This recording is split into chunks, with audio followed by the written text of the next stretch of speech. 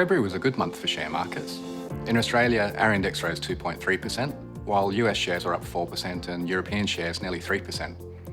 As we look back over the last 12 months, we've seen very strong returns across almost all growth assets, and investor sentiment is quite positive. There's always political risk that could cause market volatility, but valuations of shares and credit markets look healthy, reflecting a pretty optimistic view of the future. This time last year, though, things looked very different. China's currency had unexpectedly depreciated, and their share market fell sharply. Investors globally were already on edge over fears about China, so the first few months of 2016 saw sharp falls in share markets and commodity markets globally. People returned to safe havens like bonds. In fact, a senior manager for one of the big investment banks was quoted in the Australian Financial Review recommending clients to sell everything except high-quality bonds.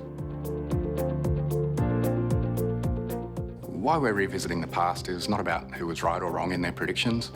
Rather, it's to point out that market sentiment often moves to extremes. Newspapers will always find someone to say that the good times will go on forever, or during volatile periods that a big market crash is just around the corner. As an investor, though, it's important to try to look through all the noise and to focus on your long-term strategy. If markets have been kind and you're a bit ahead of where you expected to be, then you and your planner may decide you no longer need to take as much risk with your investments. But if markets have been volatile, you may be tempted to reduce risk and go to cash. This could have a big impact on your retirement income. It could mean that your money runs out sooner.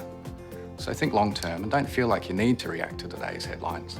If you're in any doubt whether your portfolio is structured appropriately for you, speak to your financial planner.